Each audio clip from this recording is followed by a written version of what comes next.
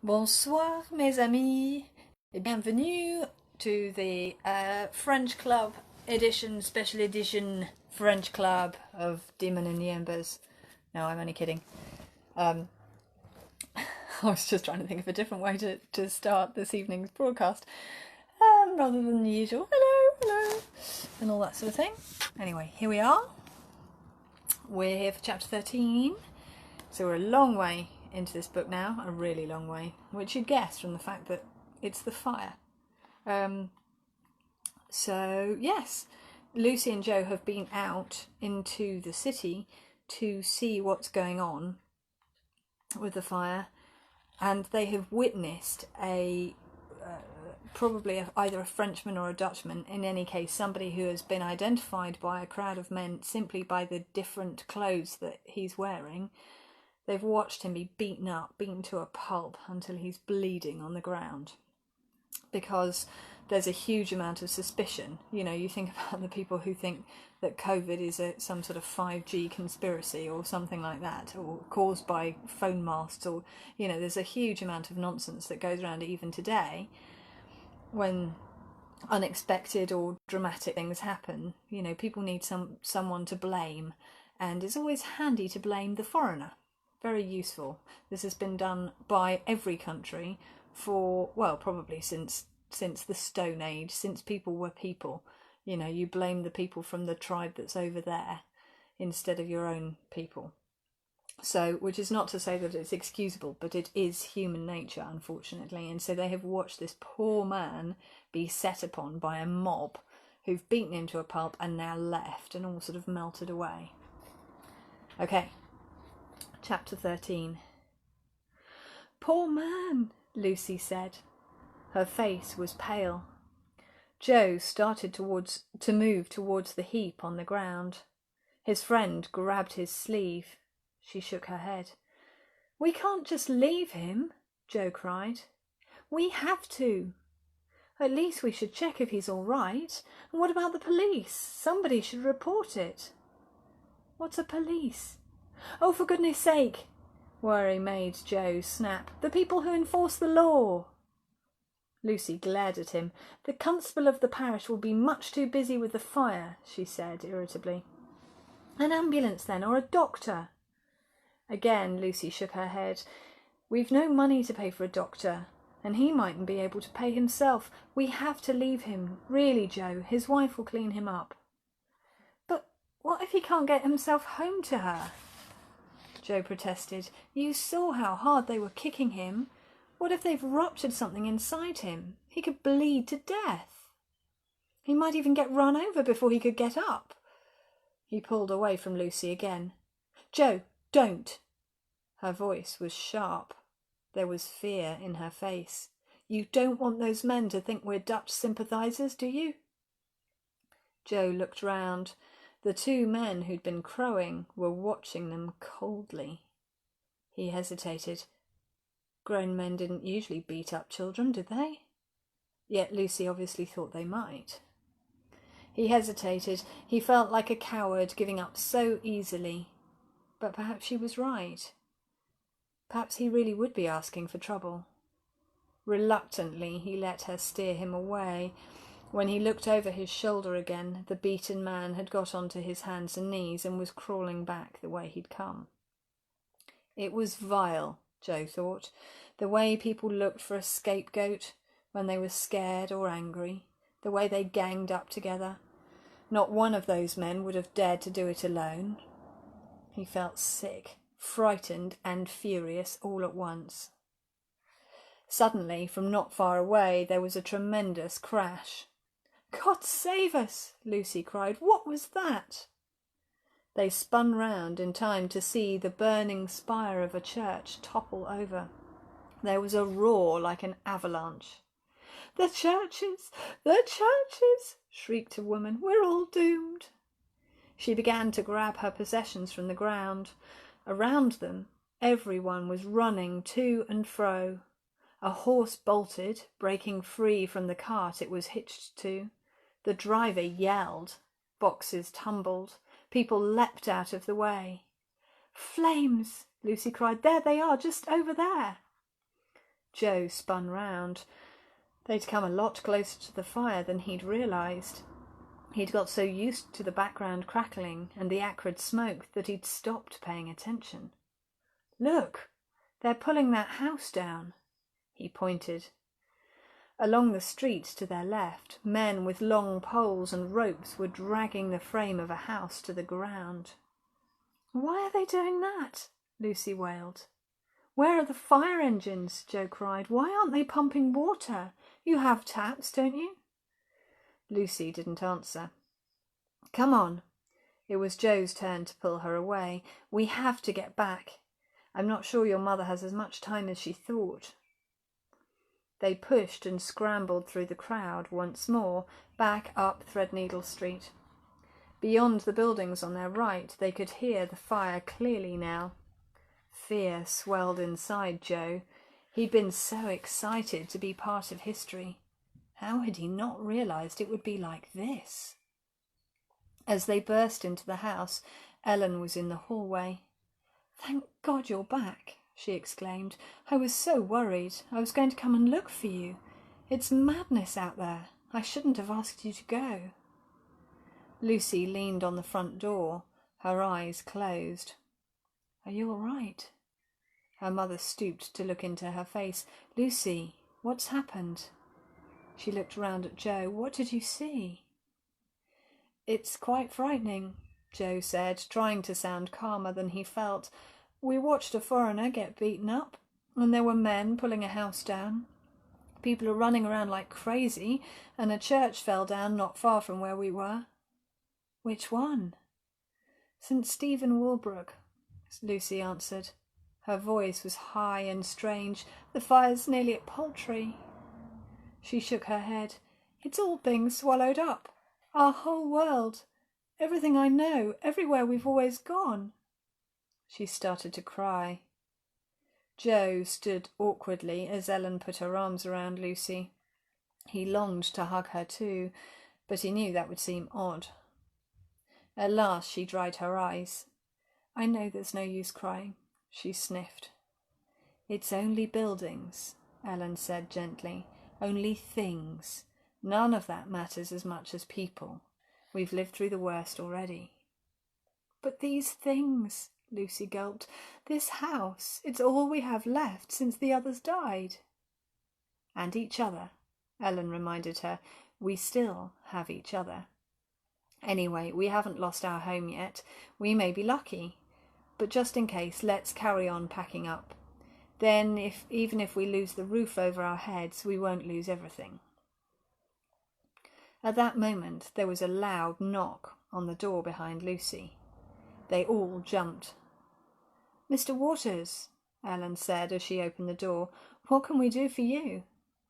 "We've come to help, Mistress Lucas," the man said. "The master says we're to take the larger pieces of furniture and anything else that's ready." "That's very kind of you," Lucy's mother replied. I'm sure you have better things to do than help us." "Not at all, mistress. It's an honour. The master especially wanted men he could trust. They say there are carters who've vanished with entire loads."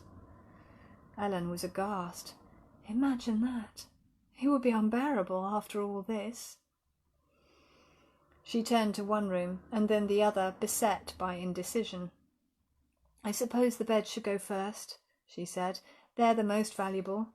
Then perhaps the tables and chairs, and if there's room, the spinets and the sideboards." At once, Mr. Waters summoned his men from the street. A while later, after a good deal of banging, they carried the first section of a four-poster bed down the narrow stairs. "Lucy, Joe," Ellen said, "could you please pack up the bed covers and unfasten the tapestries from their tenterhooks? When that's done, you could take down the curtains. I had to let Mary and Elizabeth go home, so we need to manage on our own." "Will we not stay here tonight?" Lucy asked. "I don't know. Last evening the fire had only just reached Cannon Street, yet from what you've told me, it must be all the way up Walbrook now. We'll decide when your father returns. I don't know where he's planning to take everything anyway, or where we'll go if the worst happens." A chill ran through Joe at her words. "There's no good worrying," Ellen said briskly. "We can only do our best and trust in God for the rest." What remained of the afternoon passed in a whirl of activity. Lucy's mother directed the men carrying the family's possessions out to the waiting carts, while Joe and Lucy packed the things she'd asked into 2 large chests. Then they rolled up the rugs, took down the pictures and mirrors, and collected together the books, a globe, and the few other ornaments the family owned. After that, they all worked together, packing up the kitchen. Nobody spoke much. Joe felt a deep contentment to be with Lucy again, but it didn't seem right to make small talk, knowing that just a few streets away the flames were eating their way towards them. Back at home he'd tried to work out whether Lucy's house would be spared, but on the clearest map he'd found, the fire had burned a good deal of Threadneedle Street. Without knowing exactly how far along the road this house was, he couldn't tell whether it would survive. The evening was subdued, the carts had gone, and Lucy's father came back with Peter for just long enough to eat a supper of bread, cheese and cold beef. Then he left again, having scarcely remarked on Joe's presence, except to say, with a quizzical look, that he hoped Joe would stay longer this time. Peter stayed behind now, but he was too exhausted to talk much. Ellen fretted around the house, wrapping odds and ends in scraps of cloth and tucking them into boxes.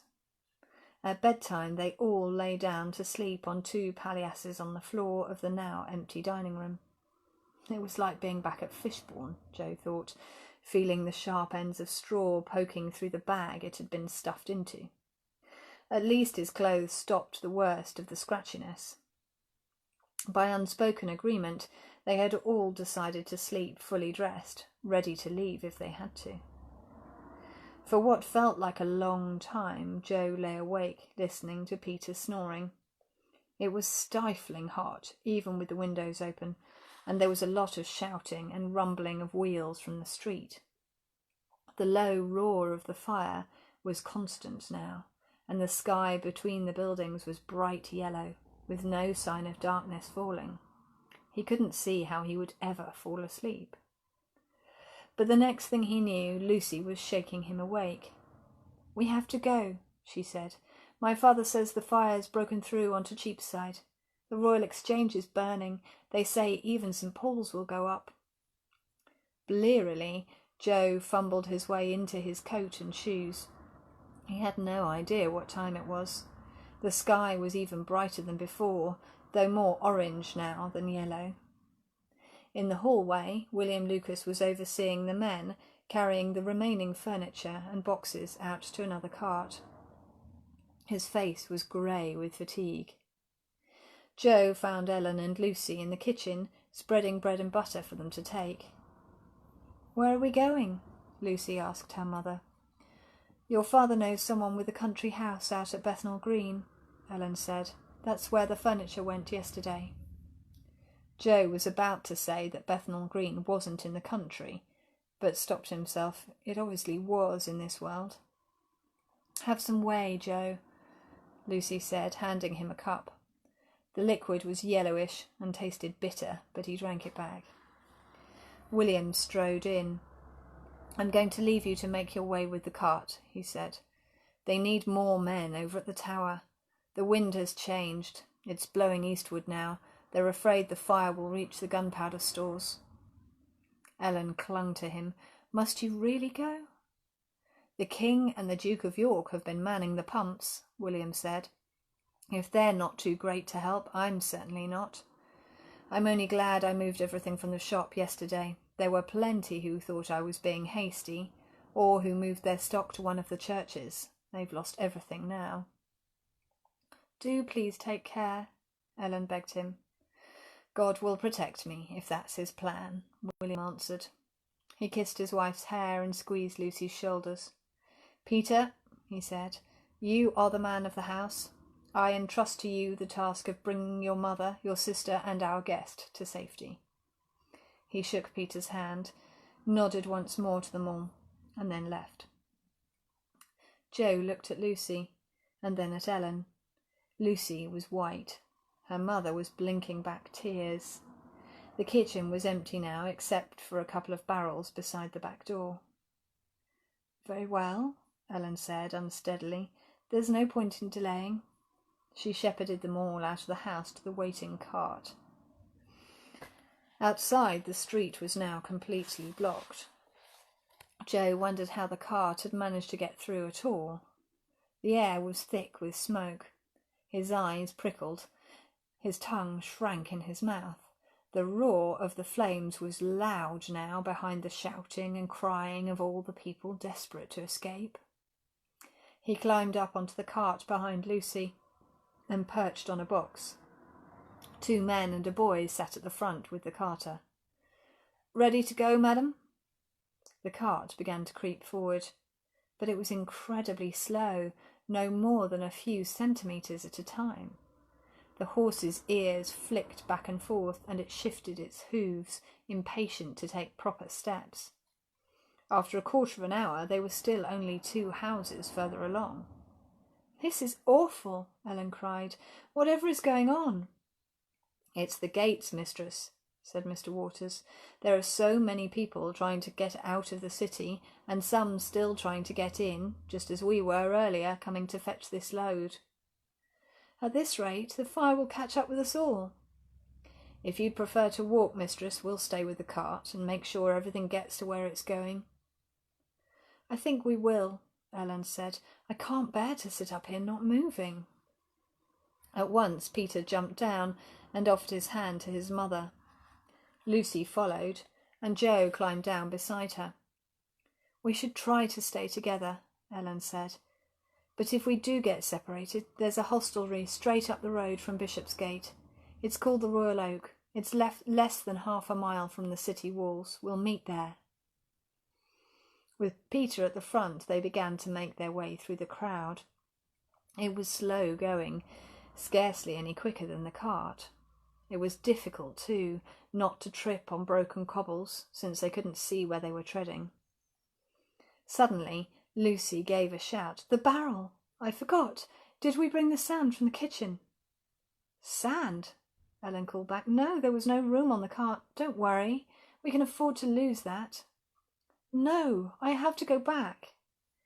Before anyone could stop her, Lucy spun round and squeezed past Joe. "Lucy, stop!" Ellen cried. "It doesn't matter." But it was too late.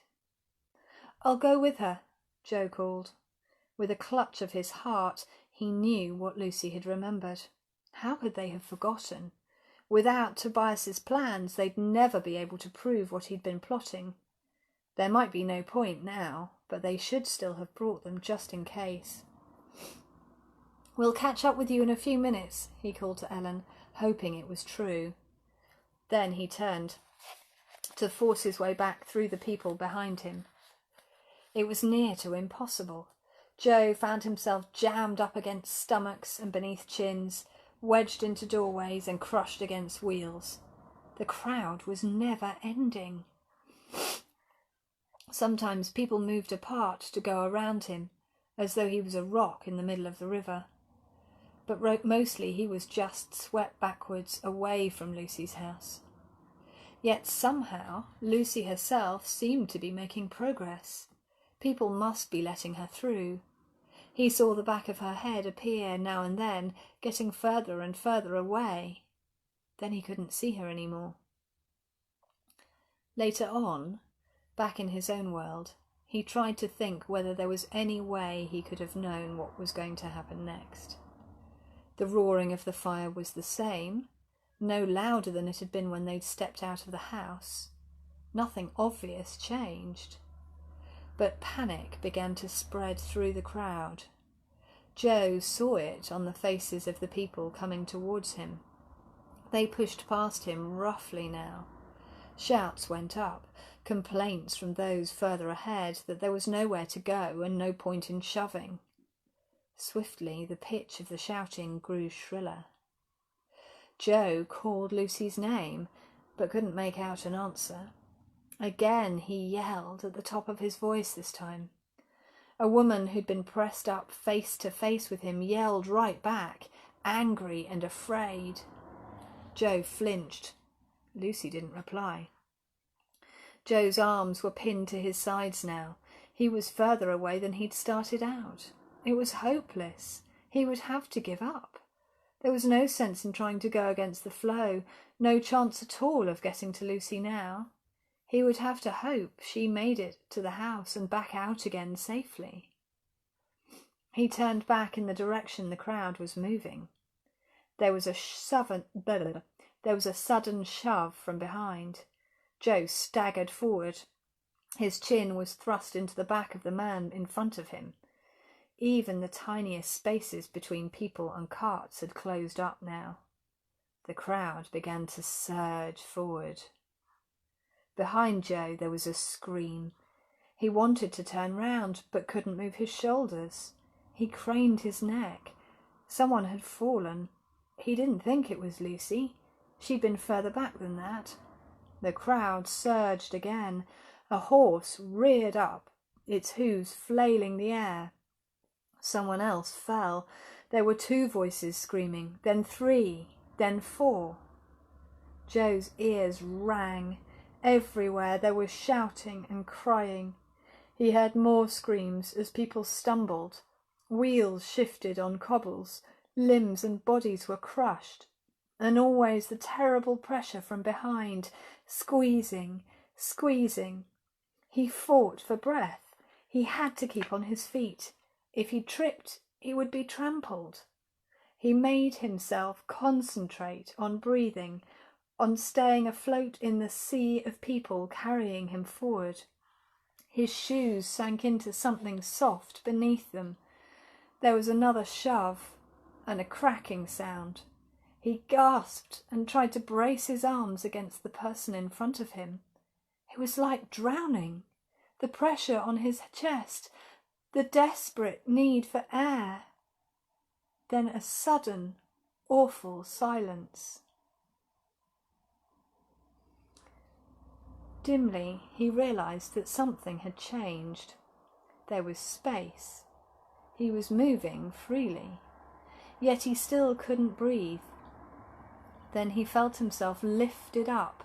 He erupted into noise and light and confusion and air, sweet, life-giving air. Someone or something propelled him along. He rubbed his eyes. 3 green figures hovered in front of him. One was holding something red and white. Joe allowed himself to be hauled out of the swimming pool and laid down on the cold tiles. Another person in green climbed out of the pool. They were lifeguards, he realised, these green people. They put a towel over him and began asking questions. He heard his mother's name over the tannoy. He groaned. "It happened again, didn't it?" Mum said a few minutes later as she knelt beside him on the poolside. "No," Joe lied. "I dived too deep and hit my head." Realising this sounded unlikely, he added, "I think someone kicked me by accident." Mum looked up at the lifeguards. "We didn't notice anything unusual," said the one who'd rescued Joe. "He just went still in the water and then seemed to be having trouble getting back to the surface." "I'm fine, honestly, Mum," Joe insisted. He avoided her eye as she helped him up. "I'm right outside," she said at the changing room door. "Shout if you have a problem. Though, of course, you don't shout when this happens. I know that now." She sounded both cross and unhappy. Joe sat down on the bench in the cubicle and put his head in his hands. Somehow he had to find a way of managing better. He had to try not to get back into Lucy's world except when he was alone. Like a shaft of light, he saw in his mind the street he'd been in just a few minutes ago. The crowd pressing forward, the terrified horse, people crammed against each other, against buildings and carts, screaming mouths, gaps opening as people fell, then closing over, the crowd pressing forward again, the hideous softness of bodies underfoot. He covered his face with his hands. The books all said that hardly anyone had died in the Great Fire of London. But what if they were wrong? The terror and stress Joe had been holding back exploded inside him. He burst into tears.